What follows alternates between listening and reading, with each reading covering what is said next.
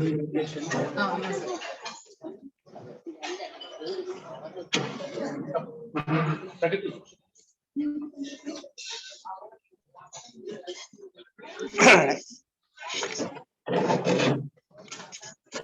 all of you for this first offsite meeting. So I'm glad that we're able to see so many people. All along we've been meeting through Zoom, and this is the first time we're doing it offline. It's great to see all of you together. And I'd like to really thank Mr. Kannan. So fortunately, we was here on a vacation, and then we thought, would he be available to do this session on offline?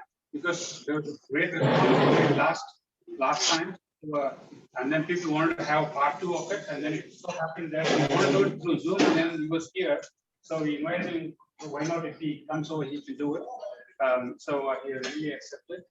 Without further ado, so I'd like to hand over to the MC, Sita.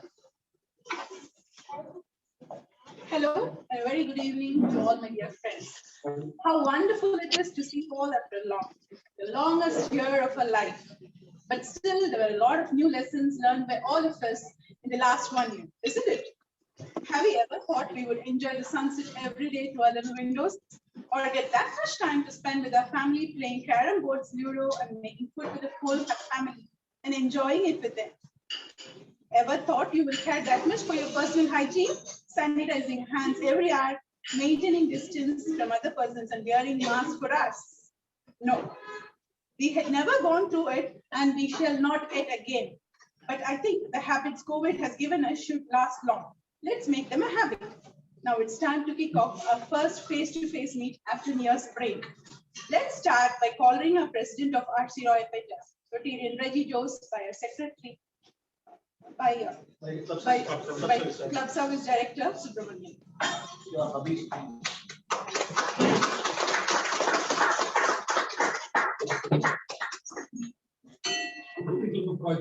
Speaker meeting called.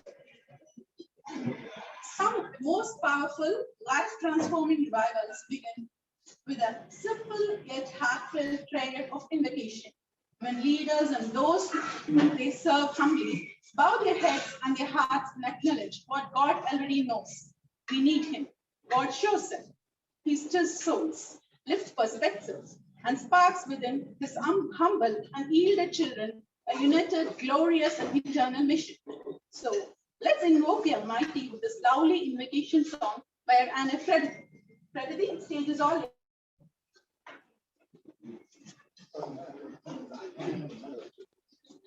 Everybody raise one.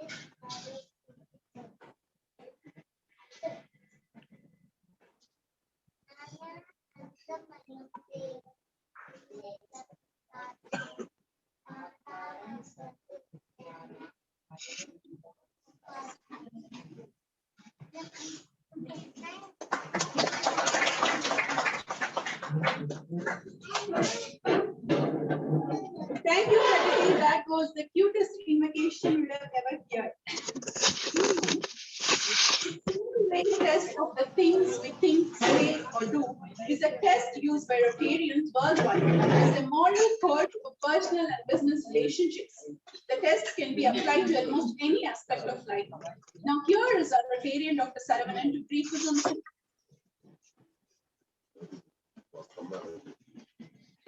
Good evening, parents, aunts, honored son, invited guests, Honorable Speaker of the Day, Dr. Kannan. Exactly 1 year before, as Aunt Sita mentioned, 1st March 2020 was our last phase of meeting, and it was a governance visit. And exactly after 1 year, we are meeting, and I do not know how it got symbolized, and very happy to see you all again. Rotary is again 116-year organization, started on 23rd February 1905 by Paul Harris in Chicago, and recently we celebrated the birthday of Rotary. And every great organization has an objective, a vision, and a mission. So is Rotary too. The first objective of Rotary is to have the development of acquaintance as an opportunity to serve. Second, high ethical standards in business and professions, the recognition of the worthiness of all useful occupations, and the dignifying of each Rotarian's occupation as an opportunity to serve. So this is the second objective of Rotary. The third, the application of the ideal of service in each Rotarian personal, business, and community life. And of course, the fourth ideology or the objective is the advancement of international understanding, goodwill, and peace through a world fellowship of business, professional persons, untied in the ideal of service. So this is the objective or the crux of which the Rotary is formed. So with that, the 4-way test was evolved. It is nothing but of the values. So why Rotary and how the Rotarians should be following their ethical way of doing the business. So of the 4-way test goes like this. Maybe I would request everybody to repeat. Of the things we think, say or do. Is it the truth? Is it fair to all concerned? Will it build goodwill and better friendships? Will it be beneficial to all concerned? So if we get the answer for all these 4, yes, we are all Rotarians and we follow the values of it. Thank you all. Over to MC.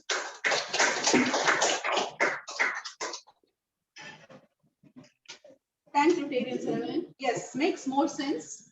We will apply it in every sphere of life. Thanks again. The welcome speech is what allures the attendants to either listen and take interest or not want to participate at all.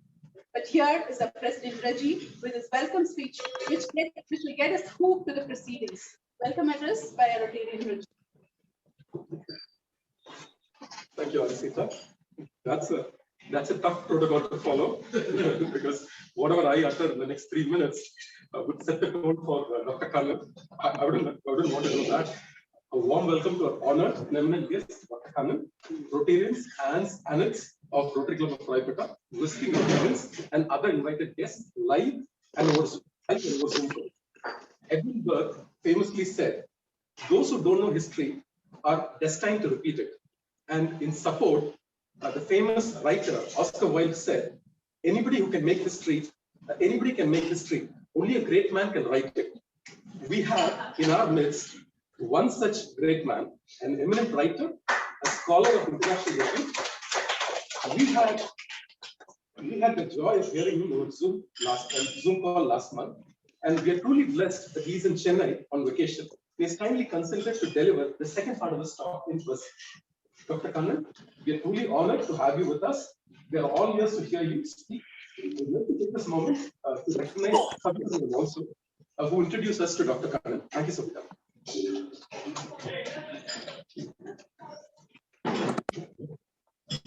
Thanks, President. Now is the time to introduce the speaker of the day, the multifaceted Dr. Kannan Rajaratnam. I request our Aunt Priya Reggie to introduce the interesting personality of the Priya. Good evening. It is my privilege to introduce our eminent speaker for today, Dr. Kannan Rajaratnam. Born in Madras in 1952, Dr. Kannan graduated from New College in Madras Law College and completed his LLM in International Law from the University of Georgia. He then went on to take his PhD from Tufts University, Fletcher School of Law and Diplomacy. He practiced law in Madras, Law College, and at the University of Madras, where he was a guest faculty member. Dr. Kannan has served in various capacities for the United Nations from 1993, serving in several countries in a career spanning more than 2 decades, many of them in trouble spots. Dr. Kannan is currently the Senior Political Affairs Officer at the African Union Hybrid Operation in Darfur, Sudan, and soon moving to Mogadishu, Ethiopia.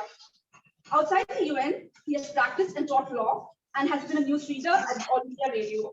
He's also the author of two internationally acclaimed books, MGR Alive and Anna, The Life and Times of Saint Annadurai, both published at Penguin Random House. Both the books were reviewed by the likes of Shashi Tharoor and Ram of the Hindus. Dr. Kannan had the rare privilege of seeing the Dravidian movement up close and personal, being born in North Madras. He's married with 2 children. Incidentally, Dr. Kannan is associated with the Rotary too. His wife, Rotary Usharani Kannan, is Club Service Director of Rotary Club of Intercity. So he's and Dr. Kannan too. I now invite Dr. Kannan to address the gathering.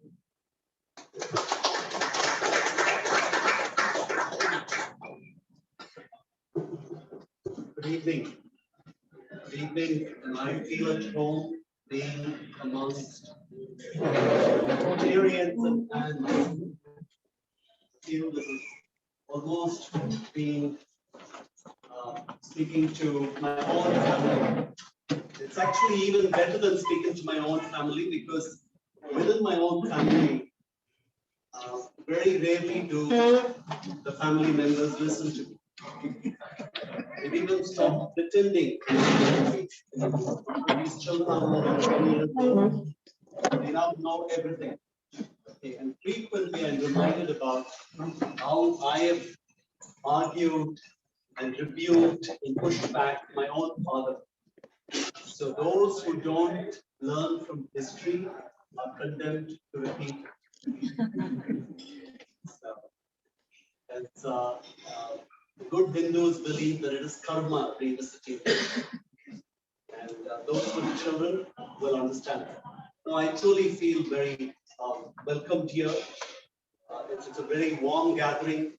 Although it's pretty chill in this room, I must say that it's quite warm here. And I've had the pleasure of seeing Reggie and Subbu also separately before this meeting. They were very keen that they would meet with me.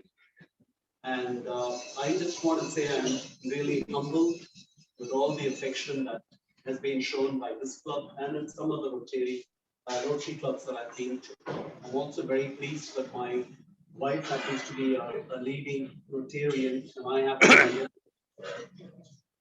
Last time when I must mention the Master of Ceremonies presentation, thank the person who sang the application song, a very generous introduction. I was wondering whether it was really me. The Master of Ceremony is truly cut out for such tasks, and he will have to do this in larger audiences. Very pleased. Last time when I did speak, I spoke from Sudan, and we Rotarians were kind enough to call it part 1 of MGR. It's not clear where I stopped last time, but I thought I will recap very quickly. MGR was born in a very, very humble setting. He was born in Sri Lanka in the town of Kandy. His father had gone off there from Kerala. His mother was his father's probably second or third wife. They had a few children. He had a sister before him. Sister passed away. His only other brother that we know of is NG Chakrabarti, 7 years older than he is. After the father passed away, the father must have been a principal in a small school that was perhaps run for Indian plantation.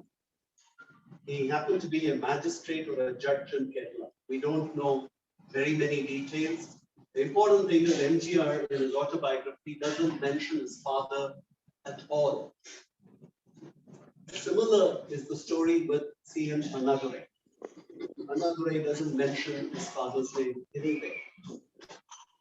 So it's amazing that these are children who haven't been very close to their fathers. One of them didn't see his father beyond the age of 2. And because they passed away, I mean, after he was born, the sister passed away, the mother passed away.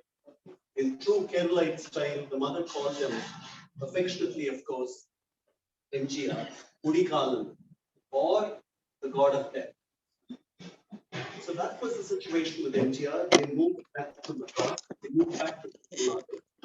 They must have gone to Kerala, but they've lost all their property because of the train system of matrilineal inheritance, Maramakataya, which the Jaffna family practiced. Matrilineal inheritance.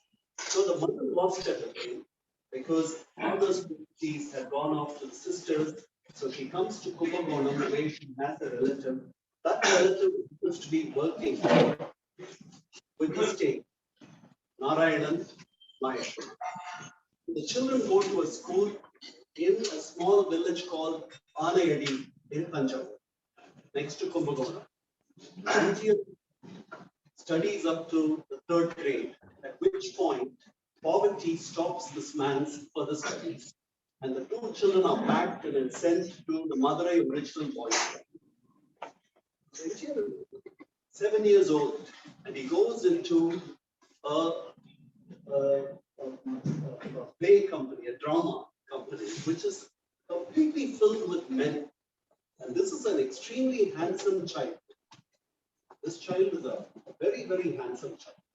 So you can imagine what sort of difficulties a young child in an all-male setting must have had. I'm not going to elaborate, I leave it to your imagination. Shia doesn't speak about it. He goes through a lot of turmoil, and around 17 or 18, they're also helped by people. There are some people take kindly to them, and he gets a break, and his first movie was Sati Leelavati, a very small part, where he acts as a sub-inspector. And the director was an American called Elvis Dungan. Dungan didn't think that NTR could act. It was a bit difficult for NTR, but he overcomes that. He does about 13 movies in very minor roles for about 10 years. Until about nearly 30, this man had not acted as a hero. It's not like people now who just show up as hero and then make it. Nothing of that sort. 10 plus years, he was doing films in very minor roles. Then the first film that actually gives him a break, where he stars as a hero, is also the movie that will take him into public life. He meets with a man who actually writes for that movie. The movie is called Rajakumari. It was released the year that we got our independence, 1947. The man who wrote the script for the movie is none other than Kalaignar M. Karunanidhi. 7 years younger to this man. And NTR is astonished at the gift that this man possesses. And this man talks to him about things like the Dravidian movement. The DMK hadn't yet shown up. It was 1947. They meet around 1945. He gives him books that are written by Annadurai, who's not at a age, who's still a disciple of E.V. Ramasamy Periyar. MGR is aware of all this because when he first went into the tinsel world, he sees Kalaivanar N.S. Krishnan. N.S. Krishnan had already introduced him to the Dravidian movement. But the Dravidian movement does not interest him. His brother is very close to all these people, but not him. So initially, his brother is on record saying that MGR was not interested in the Dravidian. So in 1944-45, he gets an opportunity to act in one of Anna's plays, Shivaji Kadda Hindu Rajya. He would act as Shivaji, Maratha kingship. A week before the play, MGR says he can do it.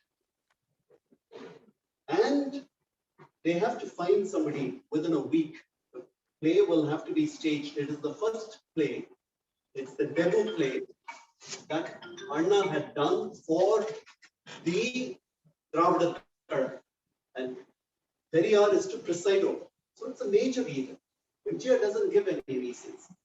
So Anna wants to find somebody recommends this boy who's in Kanchipuram with Anna. And the boy has a nose like an eagle's nose. This is the boy's statement. The boy says, Kazhagu madri enakku mooku, adanala enna Anna solrar, nee nadi Ganesa.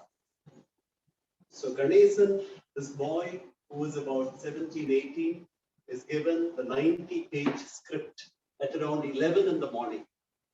And Anna goes and retires in his room and comes back around 6 o'clock with his friends Rajagopal and Puttanna. They sit down and Ganesan launches off and speaks not just his part as Shivaji, all the parts, 90 pages from start to finish. Anna it's a magisterial performance. Anna he's just terribly, terribly moved. He runs over to this young boy and hugs him and says, "You are Ganesan. So you are Shivaji." So the first time Ganesan was given the title Shivaji was by Anna.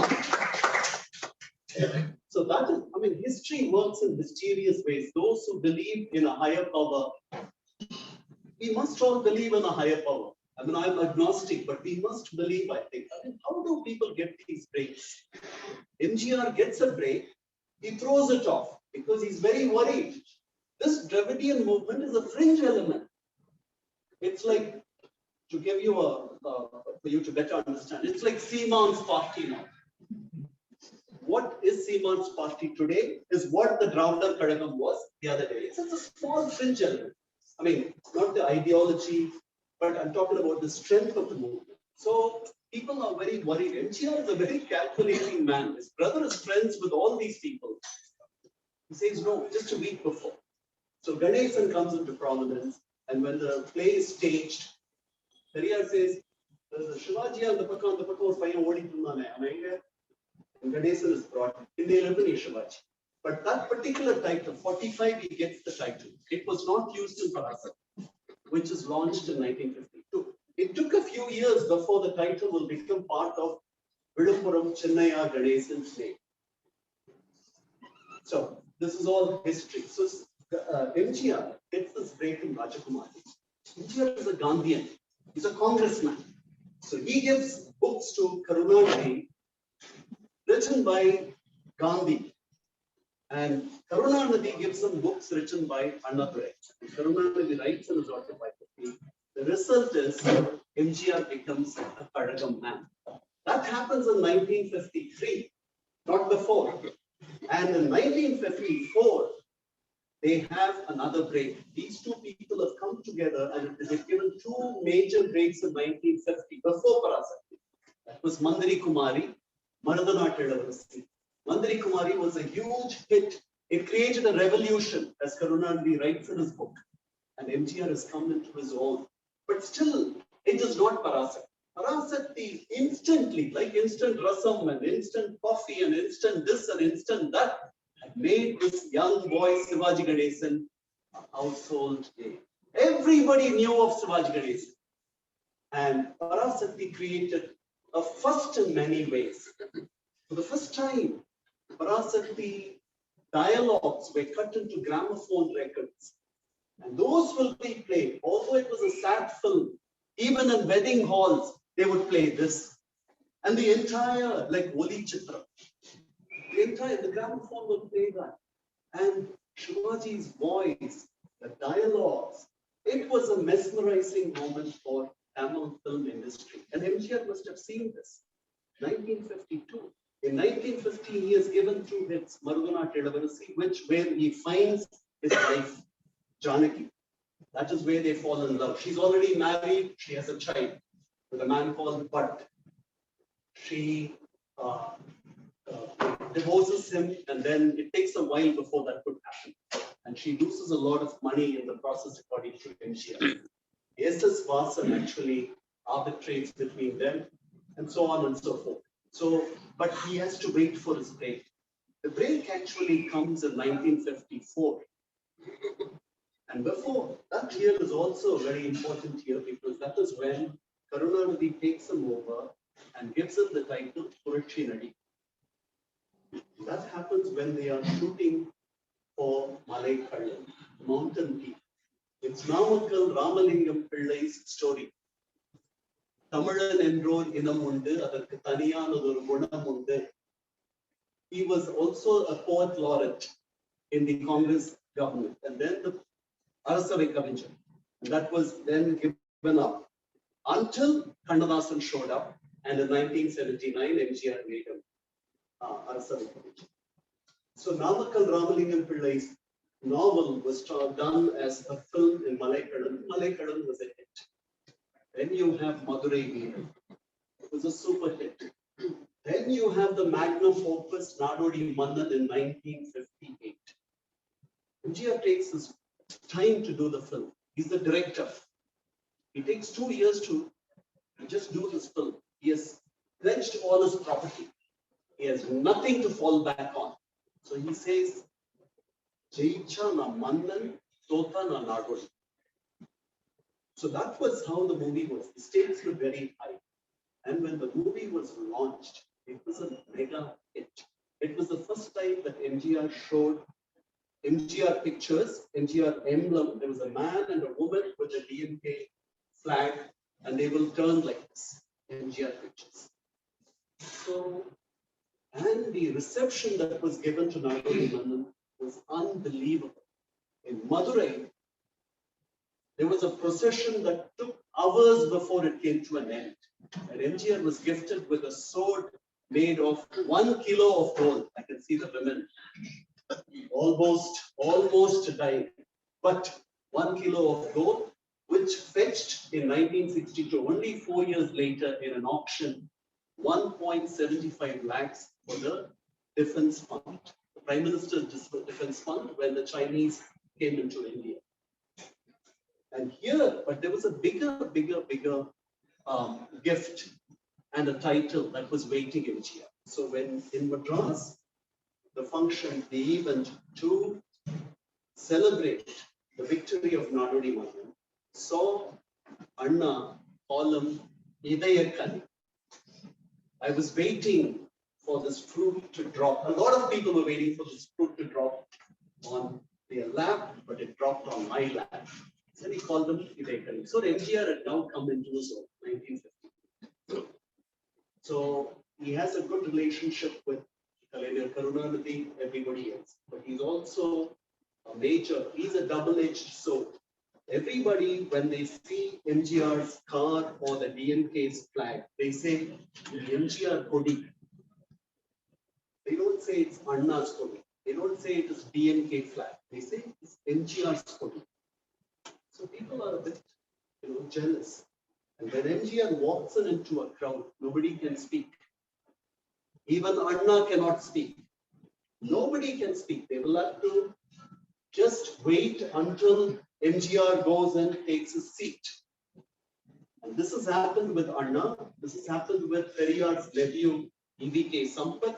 It has happened frequently with Kannadasan. It has happened with all the major leaders. It happened with Kalaignar Karunanidhi as chief minister in 1971 in Madurai. We'll come to that later. So nobody likes MGR. This man is so popular. He is 1,000 Rajinikanths, 10,000 Kamal Hasans, 10,000 Amitabh Bachchans. The man, people will just die for him. He walks in, people will stop. Nobody wants to listen to anybody. So MGR is aware of this. And there is a lot of tension in the party that is happening within. The party is growing. It's growing beyond, beyond the scenes. The Congress is a very strong party until 1954. Kamaraj takes over. The moment Kamaraj takes over, it becomes an extremely strong party. The country, the state is simply transformed. You get electrification. Most of the villages are electrified. You get schools. All the schools that were closed when Rajaji ruled. Rajaji closed about 2,000 schools in his first term. And the second time he closed about 6,000 schools because he said he cannot take money from selling liquor and open schools. So he shut down. There was prohibition. Prohibition was first introduced in Tamil Nadu in 1938 and it continued until 1971. We'll come to that later. So going back, there was a lot of tension and Karunanidhi and MGR were collaborating at this time. The major forces that were arrayed against them were led by EVK Sampath. Now Sampath is a bit of a doctrinaire. And he had given up all his uncle's property and leadership. He had just pushed away E.V. Ramasamy Periyar and had come over to the DMK. And Anna would never forget that. This was a 17-year younger man who was very attached to Anna.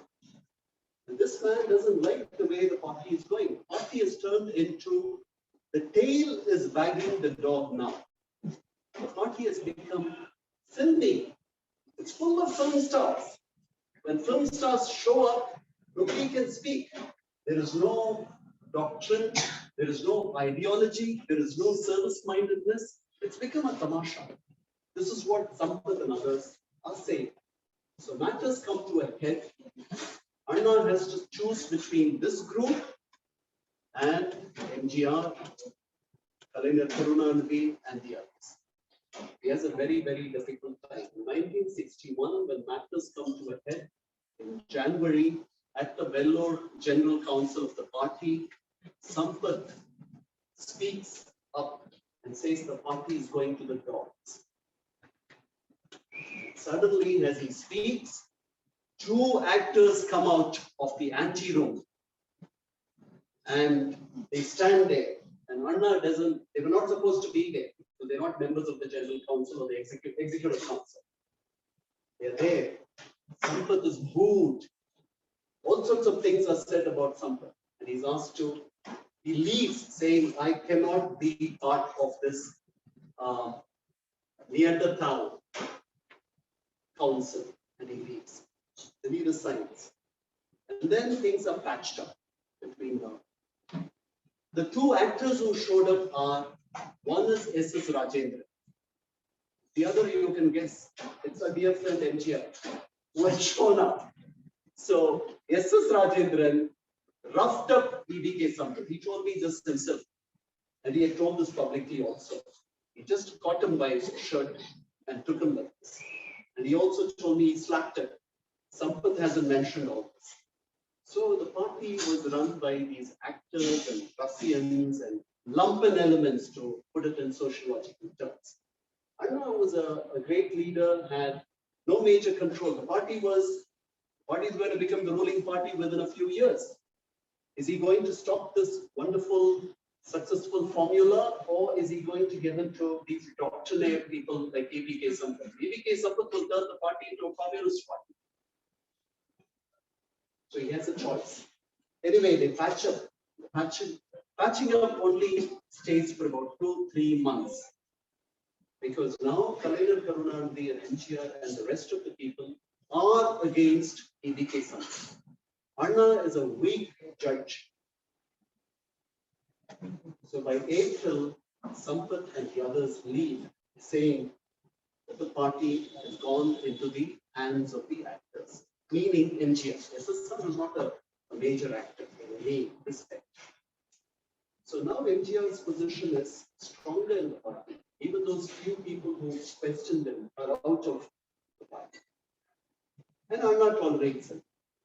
1960-61, this man was a brilliant man. He's only 3rd grade in school. A brilliant man. In 1960, there was a major downpour in the bus. And he's parked at the T. Nagar railway gate. And he sees a rickshaw puller drenched in rain. He goes to his brother and says, Manase aadala, ivanukku naam edha panna mudiyada. Ama, ivanukku edha raincoat vaangi thara mudiyum. Brother N.G. Chakrabarti tells him facetiously. He takes it very seriously, calls his man Friday, R.M. Veerappan, and tells him, can we get all these people raincoats? 6,000 raincoats are made in 1960 and 1961. 6,000 raincoats are distributed to the 6,000 rickshaw men by Anna. Each raincoat costs 10 rupees. Nobody had seen a raincoat until then. Certainly not a rickshaw man. And from then onwards, MGR's picture is on many of these rickshaws. How very brilliant. But 6,000 into 10. Imagine how much money this man is spending. 62. The Chinese incursion into Tamil Nadu. MGR becomes the contributor, the major donor, the single largest contributor in India outdoes even Dilip Kumar, 75,000 rupees in 1962. Prime Minister Nehru writes back to him. This was a man who really had a heart of gold. Most of what he did was involuntary, but what he did was also calculated. So 62. So things are 62, he doesn't contest. He goes around 62, the DMK is already a major force. 50 seats, they win 50 seats out of 204 seats. We did 405 seats. Only 234 only in 1967. 50 seats. Then the next 5 years, things are very good. But 62, MGR also becomes a member of the Legislative Council. The first actor to be nominated to the council was K.V. Sundarambai. She was nominated to the council by the Congress. The first actor from the DMK who was nominated to the council was K.R. Ramasamy. Ready to say 1960. After that, in 1962, MGR was nominated and he says, I am a ball of emotions. I did not expect it. I did not wish this. It has come to me. All that is fine. 1964, suddenly he resigns the council membership. He's upset with the leadership. We don't know why he's upset. He just resigns. And Anna and the others are in jail because the party had conducted a price rise agitation. 3,000 people have been taken into custody and Anna is in jail. Anna is very troubled. Neduncezhiyan goes over, N.V. Nadarajan goes over, all the party bigwigs go and meet with MGR and appeal to him. Almost beg him to take back the resignation. He says no. Anna வந்து ரொம்ப என் மேல வருத்தம் நிறைய கட்சிக்காரங்க தொந்தரவு பண்றாங்க எல்லாம் பணம் கேட்கறாங்க அண்ணா இதெல்லாம் உங்களுக்கு வேண்டாம் அப்படின்னு சொல்லிட்டாரு எம்ஜி சக்கரவர்த்தி அதனால நான் விட்டுட்டேன் அப்படின்னு he says we don't know if that is the truth because whether he was a member of the council or not he was giving money. He was a major fundraiser for the party and he was sponsoring the party. All these actors did. The first building for the DMK Arivagam in Royapuram was bought with personal funds donated by K.R. Ramasamy. S.S. Rajendran gave lots of things. MGR was also a major sponsor. That is how this party came. There were no industrialists yet. It was simply from common men and from these people. So he resigns, he refuses to take back the resignation. The seat goes over to the Congress. Party keeps quiet. Nobody says anything. Nobody can take on MGR. So this was all right.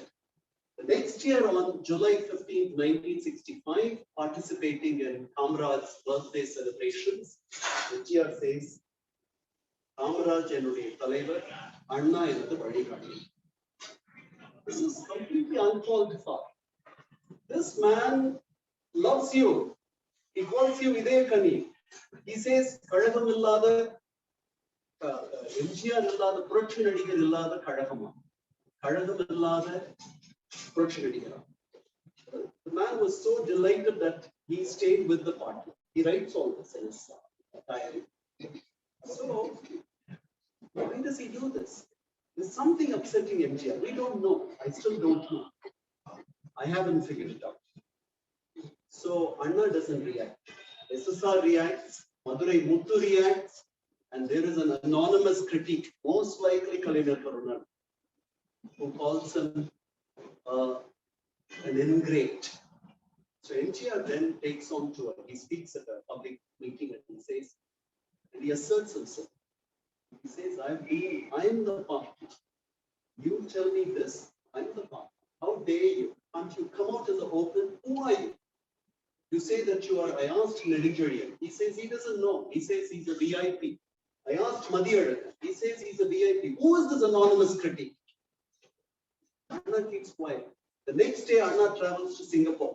After this happens, Anna goes off on a Southeast Asia tour. Anna doesn't mind all this. And after he comes back, MGR goes to Sri Lanka on a tour. Anna was the first one, unannounced, at the airport, seeing off the actor. Anna took everything very lightly. He was an extremely tolerant man. Equally, he was a very confident man because he knew that without MGR, the party will not survive. So when all this was happening, Tamil Vanan, people, some of you may know, the editor of a journal called Kalkan, no more.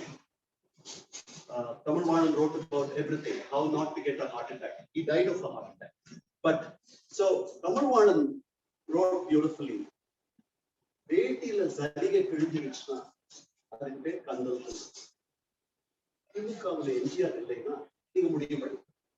That's what Tamil Vanan wrote. That was the state of affairs with the DMK. So Anna never said anything bad about it. Never. He tolerated it. So 1965. 67, 65 is also a very important year because this was the year when there were major Hindi language riots in Tamil Nadu. And the Congress government mishandled it. Saw it as a law and order problem. Therefore, about 60, 70 people were killed. About 10 people took their lives. Some of them burnt themselves, some took poison. Because in 1965, for those young people who don't know, 1950, our constitution came into being. Our constitution says, for 15 years, Hindi and English will be the official languages of India. After a 15-year period, the use of English will be discontinued, which meant only Hindi will be the official language. So our lives would have been subjected to the knowledge that we would have or the proficiency that we would have in Hindi. And this was creating a lot of anxiety here, not anywhere else, because the Dravidian movement had always opposed Hindi, seeing it as an Aryan vehicle or a North Indian vehicle. So 65, there were major riots. Students, college students had announced a stir on the 25th of January. 26th is the Republic Day, the day before. The DMK had called for a protest on the 26th of January. 3,000 people, 4,000 people were taken into preventive custody, Anna, including a week before and thrown into jail. 1965. All the DMK leaders are inside. Where was MGR? MGR was in Goa, shooting for a film with Jayalalitha. When this was happening, so after MGR and Karunanidhi fell apart, Karunanidhi lost no opportunity to mention that during the anti-Hindi agitation, MGR was on the beaches of Goa with his favorite actress. Anyway, so here it was a very bad period in 65. 60, 70 people were killed, but there were atrocities, there were terrible things on both sides. Students actually caught hold of 2 sub-inspectors, took away their eyes and burned them. Terrible things happened on both sides, and the DMK leadership, which was in jail, was blamed for everything that had happened. Periyar called them the instigators. Periyar called Rajaji and Anna the instigators because they had come together. I must also tell you that in the meantime, after 56, after 54, Periyar supports, look at the dynamics. Anna is Periyar's disciple. They fall apart. 1949, they go their different ways. 1954, Kamaraj takes over. He's the first non-Brahmin Tamil-speaking chief minister of Tamil. So Periyar supports him. And Kamaraj does a lot of good things. He opens schools. In 1956, he introduces the midday meal scheme. The midday meal scheme is not new. It was actually done by a private individual called Kurichi Rangasamy Iyengar. He had introduced it at the Hindu Theological School in 1920. Subbarao Naidu of the Justice Party got inspired and introduced it as a breakfast scheme at a corporation school in Thousand Lights, in 2 schools in 1920. Then it was extended to 2 more schools. Until 1925, there was free breakfast for corporation children. You must realize that the Justice Party enacted a legislation saying we will punish parents if you don't send your children to school. All that happened in this great Tamil Nadu, whether you believe it or not. But 1925, the scheme closed. 1956, one day when Kamaraj was traveling as chief minister along with N.D. Sundaravadivedar, he sees a shepherd boy, a boy who was minding cows instead of going to school. And the boy tells him, if you ask me to go to school, then who would mind the cows and how would we eat? That is how the midday meal scheme came. And out of the 28 or 29,000 aided schools, 28,000 schools were given free meal, but one midday meal. MGR in 1982 will scale it up 25 times, and the beneficiaries will become 56.9 lakh children. And attendance will go up by 92%, because children usually go to school and in 3-4 years they will drop out because they have to do other things. They're not as privileged. They don't come from privileged backgrounds like ourselves. So MGR, that will completely change this man's image. But let's go back very quickly to so 65, the Hindi agitation, all this happens. MGR is there. The DMK is now in an extremely strong position. There is also one more thing, the scarcity of rice. Rice has become very scarce in 64, 65, 66, 67. 2 years there have been continuous droughts. And we as such, the rice from Andhra was not coming. Rice was a major issue. So 1967 elections, MGR is first fielded as a legislative candidate at Parangimalai, Mount St. Thomas. And he goes for the first MP election conference in Virugambatu. He announces a gift of 1 lakh to the party. And Anna says, let the money be with you. It's as good as I having the money. I want you to give me dates for a movie. Usually they give about 16 weeks of call sheet, as they call it. Give me that date. Give me those dates. Give me that time and go around and campaign. You just show your face, the party will get 30,000 votes. That's what he said. That was when the famous line was said. So MGR, of course, he's delighted. He goes around. January 12, 1967, after the first round of campaign, he comes back home. That afternoon at around 4:30, 2 people come to see him.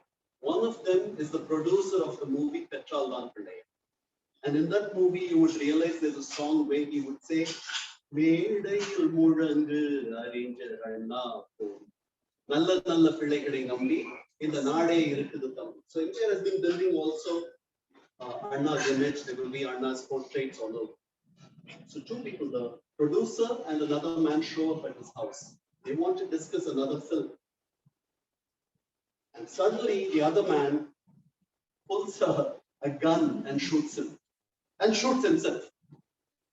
And both of these people land up at Raipeta Hospital. MGR gets into the car himself. He's bleeding next to his ear. Temple is being hit here. He's bleeding. He gets into his car, asks his driver to drive from Ramavaram Gardens to Raipeta Hospital. He comes there, he's cheerful. Radha, the man who shot an MR Radha, the screen villain, is also being sent. After some time when Radha, I think I must have told you this last time. So as they wheel Radha in, he says,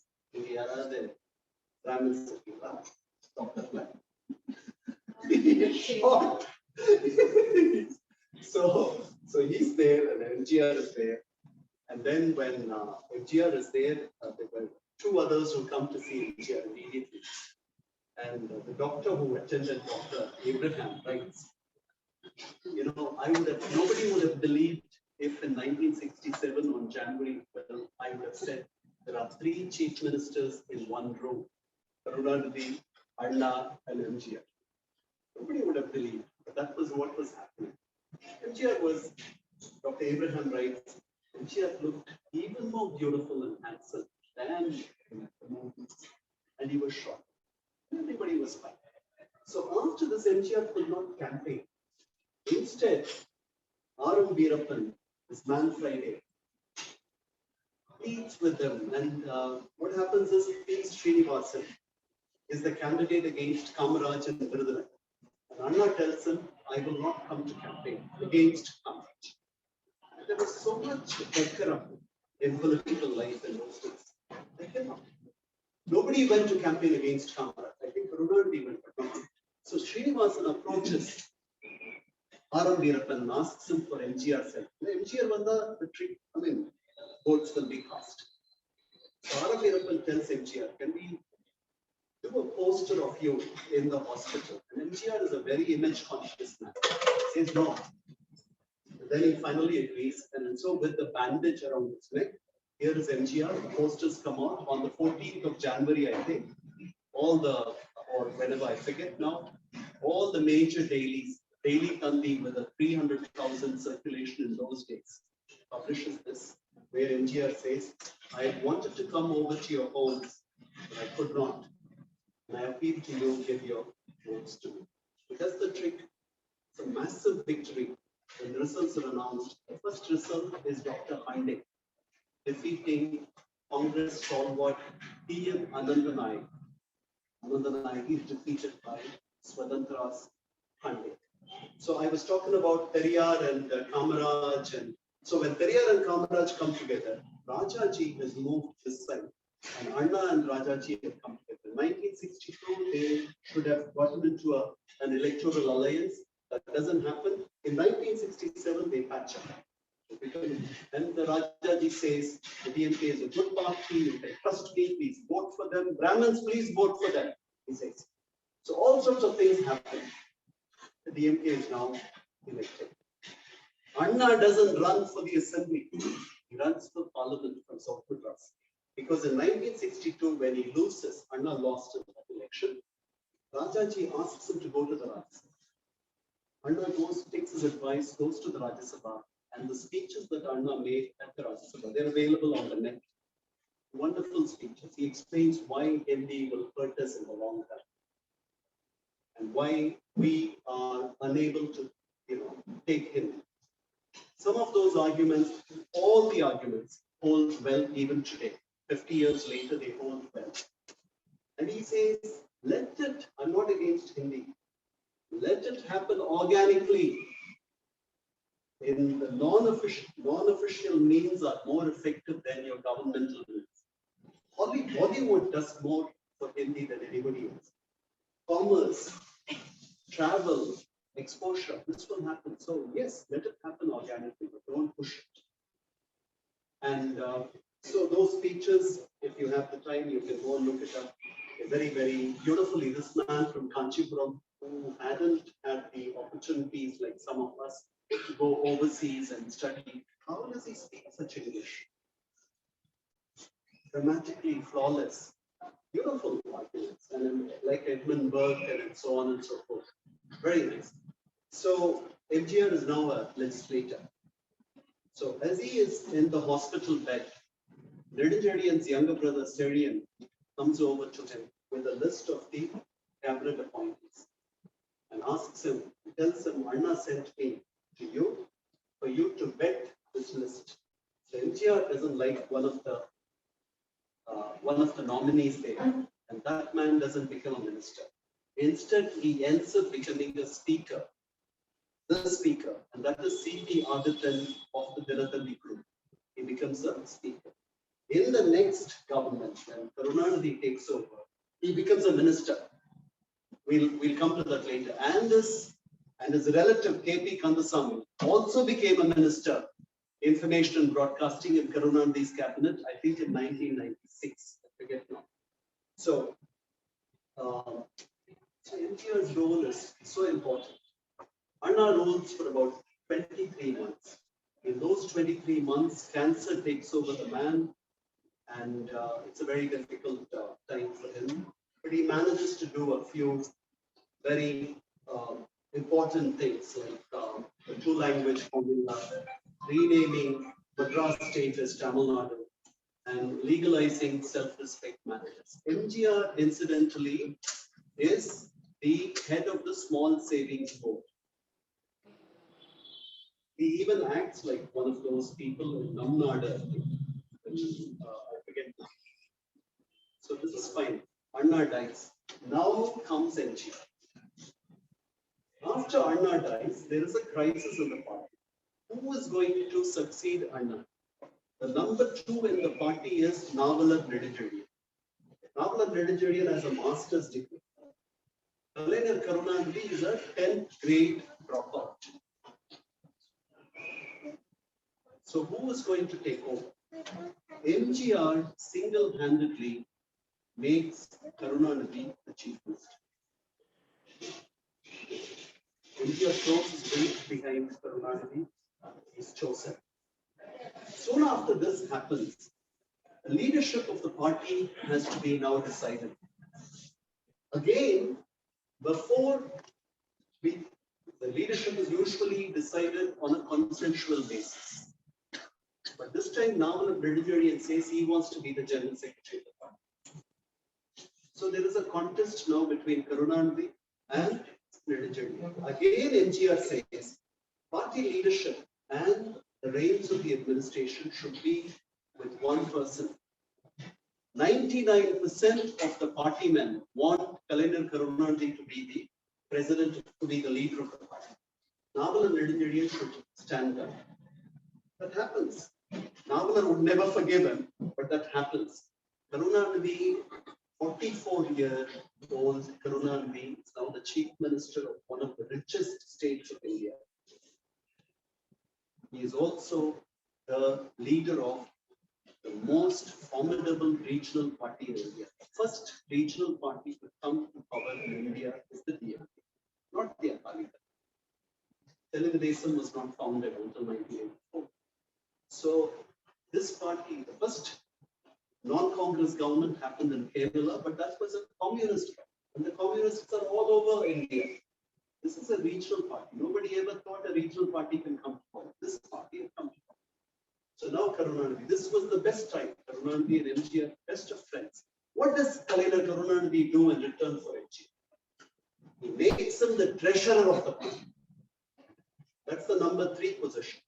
They've created a new position called the president of the party. Karunanidhi becomes the president of the party. The general secretary of the party, which is always there, is Nedijarian. MGR is the treasurer. President and the general secretary will have to consult each other to take decisions. That is the new rule. That's all. So everybody is very happy. 1969.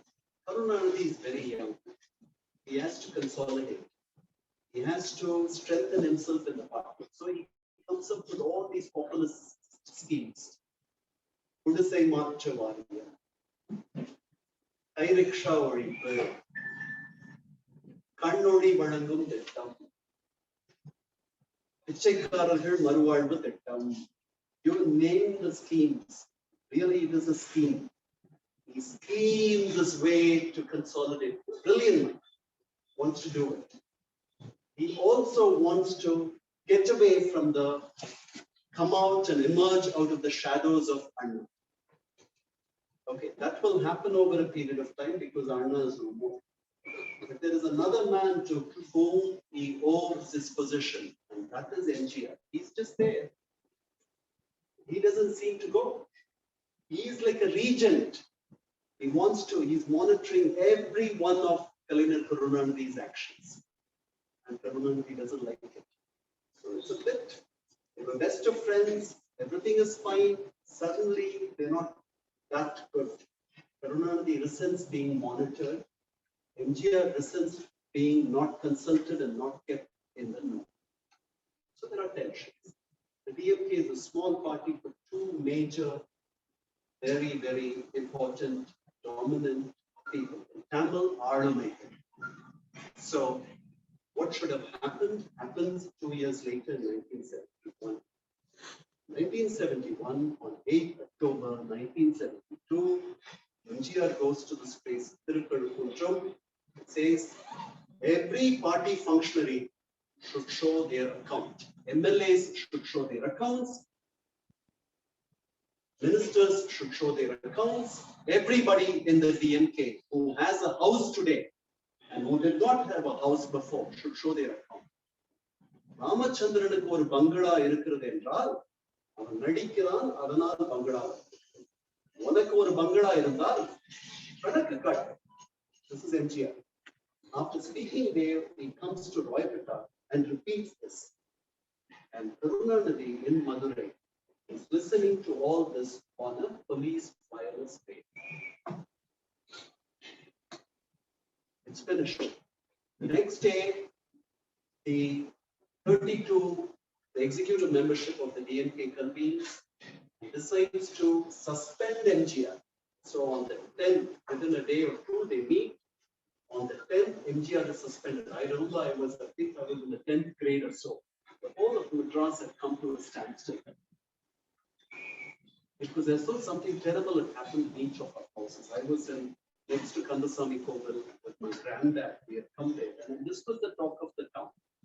And Karinan Karunanidhi said, we have to take a decision very quickly so that it doesn't fester. But having taken this decision within and to keep the lid on it, actually it came out onto the streets. Everybody was talking about MGR. And the next 3 days were very, 2 days were very dramatic. So the 11th, 12th, 13th. So from the next day, there were crowds at Satya Studios. That Satya Studios of Madras had never seen before. There were so many people outside MGR studios. MGR is being called by E.V. Ramasamy Periyar. So MGR goes and meets him on the 13th. Periyar tells him, you should have not gone public. MGR tells him, I'm kept in the dark. I'm just the treasurer. But I know nothing. I know nothing. Everything happens, they do it. I'm not right. So Periyar tells him, no, you should not gone public. And then he says, you should, express regret. MGR tells him, I'll consider, and goes back. Then goodwill delegation is sent. Murasuli Maran and Nanjal Manoharan go over to meet with him. They speak to him and he agrees, but then changes his mind. He says, I have not committed any wrong. So that was it. 14th, MGR is expelled from party. So MGR's reaction.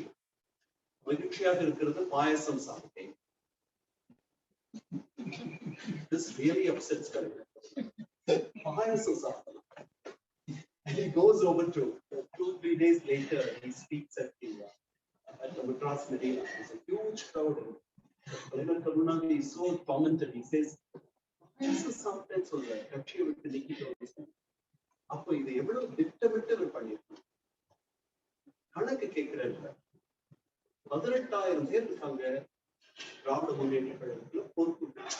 இந்த 18,000 பேரும் கணக்கு கொண்டு வந்து வைக்கிறதுனா இந்த மேசையில வைக்க முடியுமா? அத மாதிரி இவராதான் கணக்கு தெரியும், தெரிஞ்சுக்கிட்டே கேட்கிறார், நடக்காது, விட்டு பண்றாரு.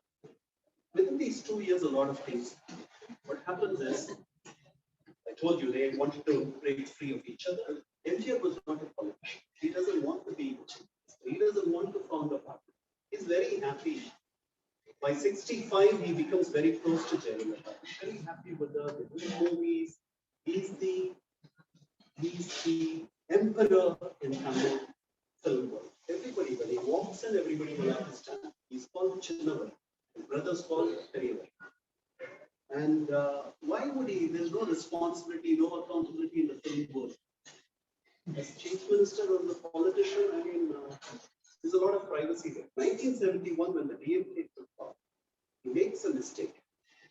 According to informed sources, on Jayalalitha asking him, he goes to Karunanidhi and tells him, make me medical minister.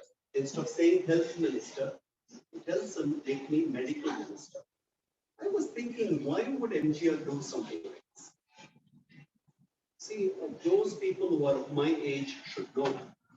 Medical seats, medical college admissions were a sure way to make money in this place.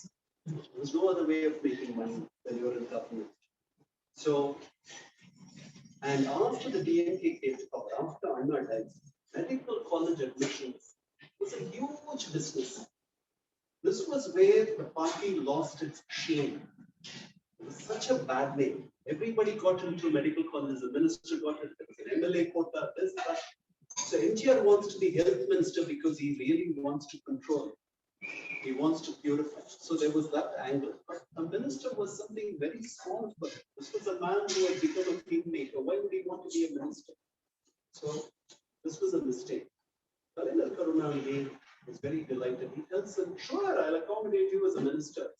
Just quit acting. NTR never forgave him. So he smarted. And he waited. And in the meantime, 1971, Karunanidhi aligns with Indira Gandhi and they become together, they win the massive mandate. The DMK performs, it was the best performance of the DMK. 1971, 184 seats. And in the meantime, Rajaji had moved to next to Kamaraj. Kamaraj Rajaji trounced. And it was because of MGR's campaign, the DMK comes to power. So this happens, so NTR is very upset. And in the meantime, Kalainar Karunanidhi tries to promote his son, M.K. Muthu. M.K. Muthu now speaks like MGR, talks like MGR, shows his hands like MGR, sings like MGR. MGR doesn't like all. And there are Muthu fans associations, which are taken over MGR fans associations. MGR doesn't like it. It comes out in the open. The chief minister orders the closure of Muthu fans association. They're closed. So there's tension. One day, MGR, without announcing this to even his closest aides, goes out in the open and calls for account. It's such a bad name for the DMK because, as MGR says, Kamaraj kekka vendi avasiyam ella kekka. So the image of the government was really not very good. And so he understood, he could get the pulse of the people. And corruption was an issue in those days, not now. Corruption is a way of life today. But then it was an issue. So 72 MGR comes out in the open. His political party is formed. In a nutshell, in those 5 years, MGR, the first election that MGR contests, it's a by-election. And this was in Dindigul. In the meantime, prohibition has been lifted. Karunanidhi says, I need funds, and the only way I can do it is he lifts prohibition and becomes forces. So Karunanidhi is accused of having corrupted a whole generation of young people who have never seen liquor before. So Karunanidhi's argument is all the other states are liquors flowing. I cannot be like a camphor with a circle of fire surrounding myself. Everybody goes to Pondicherry. So why should I lose revenue? What is this idea of? And I don't get any central help. I'm the only other state with Gujarat, which is doing this. It is not worth it. So this is happening. And this causes a lot of tension. India doesn't like it. India wants the dry law to continue. So in the 5 years, the party consolidates in Dindigul in 1973, May. There's a DMK candidate, there is a Congress candidate, Kamaraj supports him, there is the ADMK candidate. The ADMK candidate gets more votes put together, garnered by the Congress candidate and the DMK. People are astounded. Then there are 2 by-elections. There is an election in Coimbatore. There are elections in 1974 in Pondicherry. The ADMK does reasonably well. But then the DMK leadership says, this is film glamour. It will go away. It will disappear. It will just take a little bit of time. It doesn't go away. And then the emergency comes in. It's 1975. It's a bad time for the DMK. Mursali Maran is taken in. MK Stalin is taken in. A lot of people are taken in. 400 DMK men are locked in for a year. The DMK, 2 people were killed because of what happened in the Chirki Babu and MP from South Madras died because of what happened. Justice Ismail Commissioner's documents were. So 77, the elections happened. MGR is in alignment with Indira Gandhi, in alliance with Indira Gandhi. 1977 parliamentary election. elections, they do very well. But in the north, you have a new phenomenon called the Janata Party. Nobody bargained. Nobody knew about this. So India has taken it back. His major ally was Indira Gandhi, because Indira Gandhi instituted the Sarkaria Commission that NGR wanted, and the communists wanted. So it was all fine. But suddenly, you see a new phenomenon. So a few months later, in the assembly elections, NGR ditches Indira Gandhi. They come over and they want to, like now, like what we see happening between the DMK and the Congress side. 2 days ago, the Congress president sent a letter asking for 50 seats. As it is reported in the media, the DMK offered 15 seats. Same thing, MGR did the same thing. And he asked them to go away. So the Congress left, and MGR ran in 1977 on his own. The DMK on its own, the Janata Party on its own. There were 4 fronts. MGR won with 129 seats and 30% of them. He's not the chief minister. He never wanted to be the chief minister. He wanted to be a happy man. One of the people have made him chief minister. So he takes after the ritual taking of oaths, he goes over to Montreux where you see the Anna statue. And there's a sea of humanity, and he takes the oath and he says his government will be honest. And the first 3 years, it was a relatively honest. NTR was terrified of meeting with any minister. He was terrified of meeting with anybody who had money. He didn't want to meet with anybody. His hands were tied. His minister's hands were tied. Everybody's hands were tied. People were very unhappy. So to overcome the unhappiness, what he did was he created 9 parliamentary secretaries. So you had an 18-member ministry. There were 9 parliamentary secretaries. The last time there were parliamentary secretaries was when Rajaji was ruling. They had it's a deputy minister, like a minister of state. So he creates 9 of these. But then it doesn't help.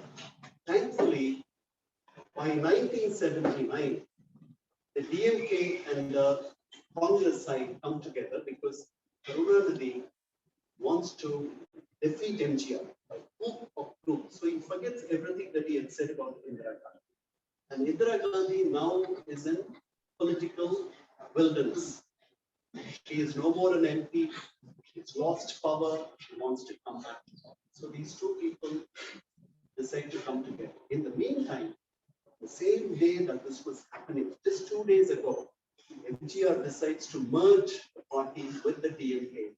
So Karunanidhi and MGR meet at the State Rest House in 1979, exploring the possibility of a merger. And the merger would have almost happened because MGR thinks that he had proven a point.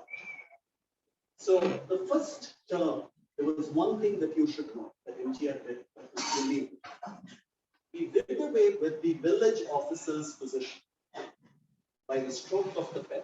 Every village had a village officer, VOVAO, village administrator. This was a hereditary position, sort of. He did away with it. Public Service Commission will recruit him. This was a brilliant move because it was no more hereditary. It enabled people, Thiruvallavadan says this, it enabled people from the from the backward communities and from the scheduled castes and tribes to move to these hereditary positions which would have not happened. So that was brilliant. Then he made another very progressive step. He said there will be an economic criteria for reservations. 9,000 rupees annual income ceiling, anybody will be eligible. Something that the entire country has now agreed, except for the DMK. 10% economic reservations. He introduces that. Then he was very harsh, or he dealt with the farmers' agitation very harshly. 1979, 1980, after the DMK and the Congress had come together, they fight elections. Parliament, MGR loses. MGR only gets 2 seats. Then in the assembly elections, the DMK makes a major mistake. I don't know how many would know. The DMK gives away 109 seats to the Congress. 109 seats to the Congress. The DMK contests 109. go to the people. MGR is on his own. There's nobody with him except for the communists and people like Nedumaran and Kumari Anandan. Tamil says Soundara's part. It's 38% of the votes this time. We defeat the combined strength of the DMK and the Congress. Shattered. The DMK is shattered. So they come to power. In the meantime, this is when all the different scandals come to the front. The Bulgaria ship scandal, where he was supposed to buy a Bulgaria ship. Rectified Spirit, where without the proper licenses, spirit was being channeled to this place, Kerala. 1980 to 1984, MGR opened up the sluice gates of corruption. Until 1979, when Norman Maupillai of the Madras Rubber Factory wanted to meet with MGR, MGR did not want to meet with him. After 1980, MGR called Norman Maupillai, according to Nanchal Manipal, asked him for 5 lakhs. 1980, 5 lakhs was nothing to do, but those things happened. And by 1981, 1979, he lifts prohibition. Before then, there were so many amendments to the prohibition law that several thousands were put behind prison for drinking. He said he wanted to save the women folk. So when he comes to power in 1980, he reverses all this. There is one other thing as well. What he does is he gives away economic reservations and then takes the level of reservations to 68%. That's why we happen to be, along with Karnataka, the only other state where we have 68 or 69% reservation, despite the Supreme Court saying that it should not go beyond 50. So we have all this MGR did. He went back on every one of these things. So liquor was flowing. 1981, the first liquor refinery application was being made by a man called Ramasamy. The application is presented today. In 30 days, the application is done. Then comes Meekins, Purushottam Naidu. Then comes about 6-7 people. There are about 7-8 distilleries at MGR. 1985, you can see the papers on the front page of Dinamani. You can see Ramasamy Udayar at MGR opening up Ramachandra Medical, laying the foundation stone. This is a very different MGR. 1984, he goes through a very bad patch. Health. And 1982, just I want of time and rushing. 1982, he brings in Jayalalitha. He introduces the nutritious loan meal scheme. The scheme is monitored by the chief secretary and other officials, and there is one non-official person as part of the monitoring body. She is Jayalalitha. She goes, travels all around and gives them reports about how this scheme is managed. And it was a huge hit, the midday meal scheme. It brought in so many changes in this place. And then he starts also opening up the health sector. So Apollo Hospitals is being given permission. Apollo Hospitals. So because of the midday meal scheme, and because of this public-private partnership in higher education, he calls TVS, he calls all these older, old money people and asks them, I'll give you land. You want to build institutions. Nobody comes forward. The people who come forward are, you know them today, BIT Viswanathan. 100 acres or more given on a song. JPR, AC Shanmugam, Ramasamy, all these people, were just given. So this happens. 84, he falls ill, he's away. His campaign is managed by R.M. Veerappan. Again, he's filled, and the title Vetri Thirumagan goes over all over Tamil Nadu. At that point, Kalaignar Karunanidhi says, please vote for me. I will give away this government to MGR when he comes back. Well, this was like Bharata saying, I will give it back to him. But it didn't work. It didn't work. So in the end, Kalaignar Karunanidhi had to say, Savukku oru vote, Novukku oru vote. In that election, the DMK won only 1 seat. Everybody else was defeated in 1984 because Indira Gandhi was dead. But even then, the DMK poll not that election. After Rajiv's death, they polled, even after Rajiv's death, they polled 22%.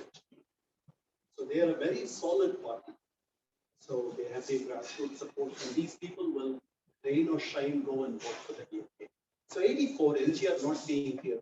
Again, this is the second time he's in the hospital and winning, not campaigning. So he comes back. Jayalalitha becomes a major force. And he goes through a very difficult time. I said all that in the book. Sometimes blowing hot towards her, sometimes blowing cold towards her.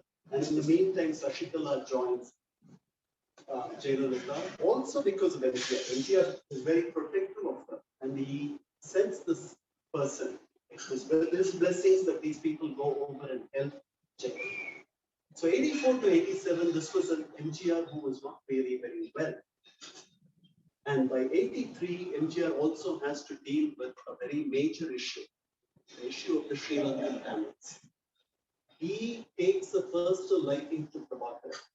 He sees a number of these fighter leaders, but he can sense that Prabhakaran, DGP Mohandas writes that MGR is a very quick judge. And when he sees Mohandas, when he sees Prabhakaran, realizes this man is a cut about the rest.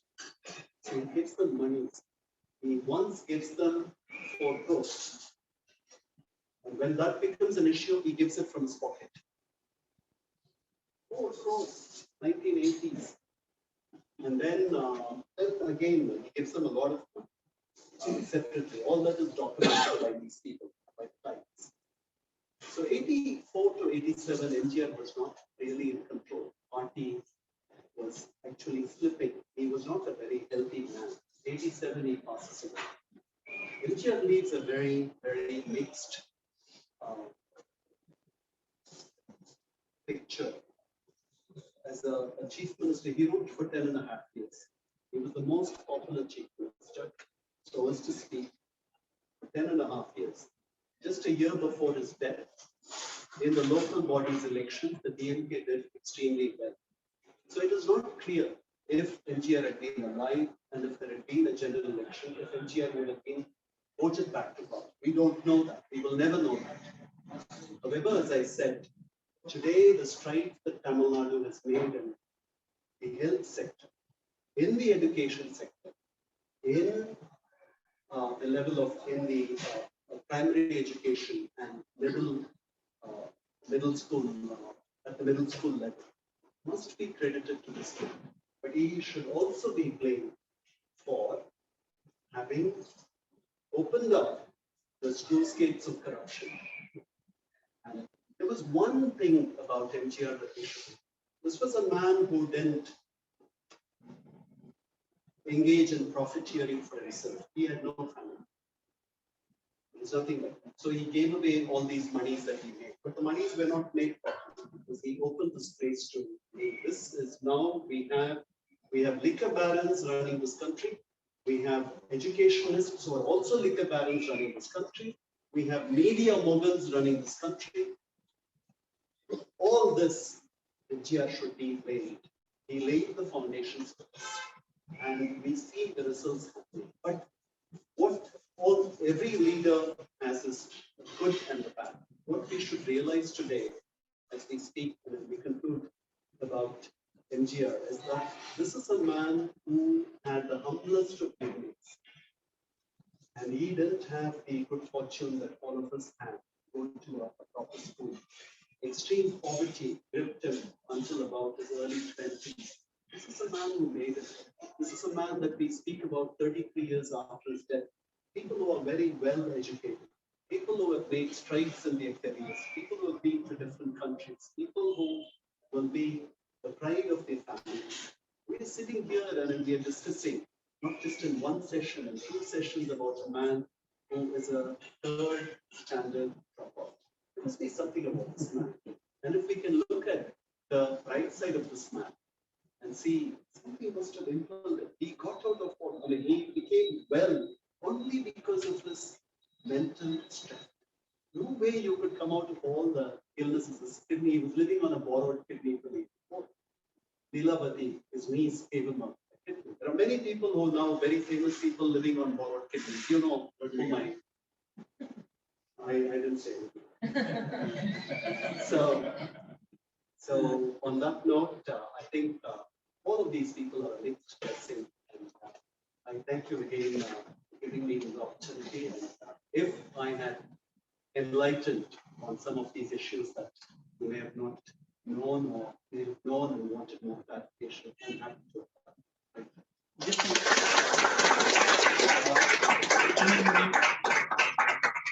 We have a wonderful section. In the interest of time, can we have some 2 questions? So because otherwise we won't have more as much as possible. Because I think this being an area where there's going to be dinner, so probably next group might be coming in. 2 questions. One question, sir. You said actually MGR is not interested in politics. Then what made him to float a party? Because his fans gave him no option. They mocked him.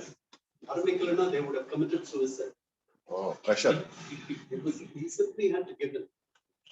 They founded the party before he could announce. They created the flag. They put a lotus on the flag.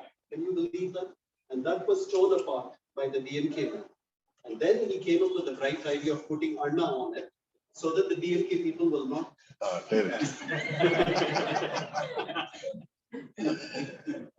So, as you said, even after 30 years, even still, if you go to many villages, they worship him as a god.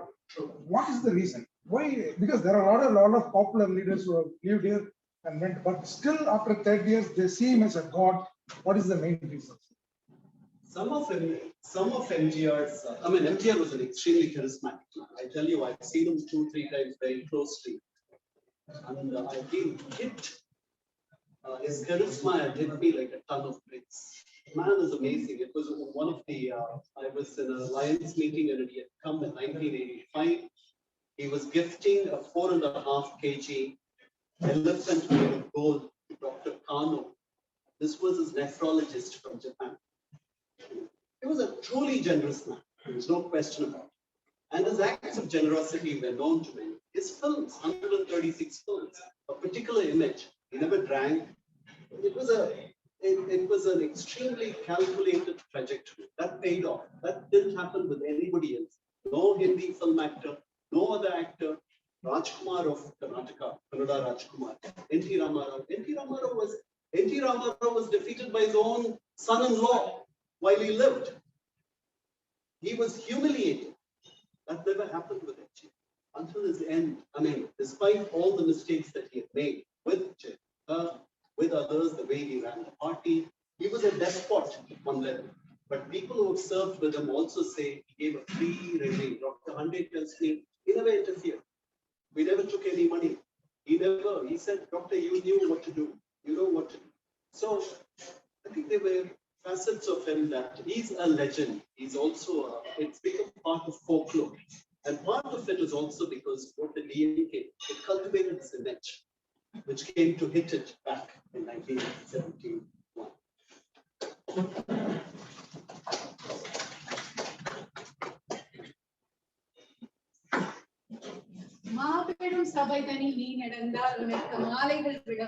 Yeah, this was a true life of MGR. And this was a wonderful evening, well spent, sir. This was great hearing from you. The phenomenal rise and success of MGR as an actor and later as a politician, and the waves of emotion that his name continues to evoke among the state's common people.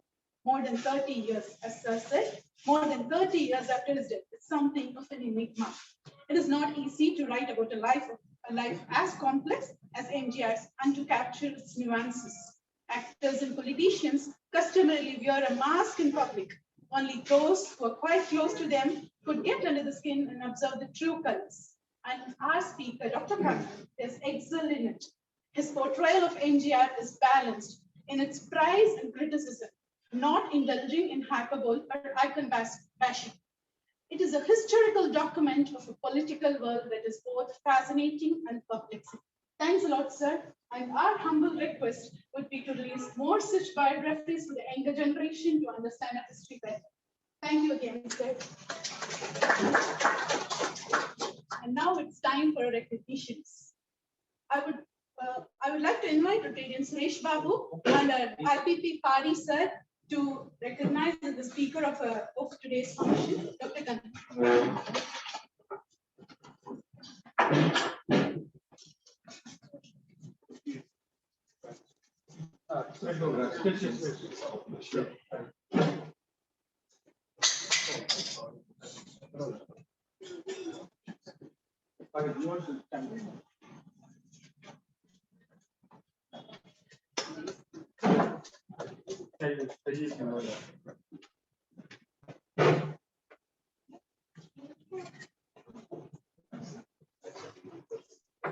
My pleasure.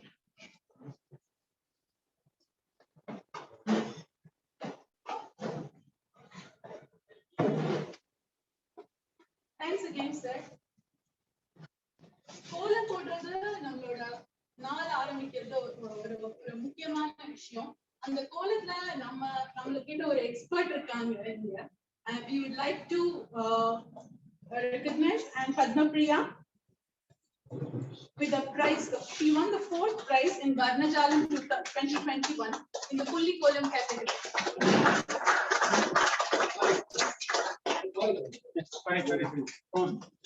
And the man behind her success, Ari Bola.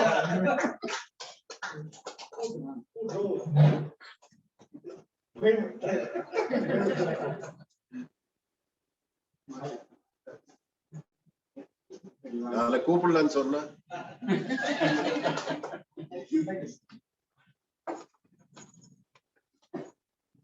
Now, one of the important person, Mrs. Sabita. Mrs. Sabita was the one who introduced Dr. Kannan to us. She is his yoga master as well. Please, Mrs. Sabita, we welcome you.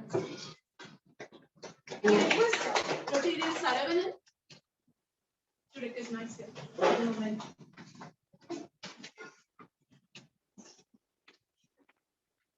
Thank you.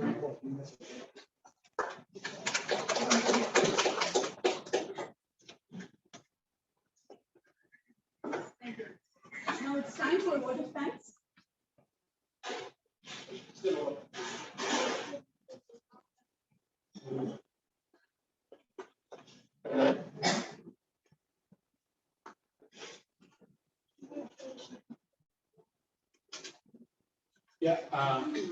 Thank you, Sita, for inviting me for a word of thanks. It's been a wonderful evening spent. I'll tell you so. It's like when you were just speaking, when you were just narrating the story, I think we could see the pictures of the people coming in front of our eyes. And actually, writing is one aspect. I've seen many people who are very good authors, but I've not seen a person who is a good author as well as can articulate things so beautifully, like what is written in the book. And then we don't want to stop it, we want to continually listen. And because of the timing which we have over here, we had to stop this. Otherwise, I think we could have even listened for 1 more hour as well. So thank you very much for all the wonderful topic and sharing of what MG, not only MG, but all the people around MG. So. And I think you talked about as childhood, you gave how Rise of Shivaji, you talked about in terms of how MGR was invited by Srinath Nagare and how he took a second position, and afterwards how he became so popular, and then also how he took a step approach in terms of getting into the party and then still being a second, at the same time still controlling the party, how he didn't want to become a chief minister, but finally ended up as chief minister, and how everyone likes him. There's a good question asked by Kari, and then this was charisma. People still love him even after so many years. After he died, still we're talking about him, so which means there's something in him.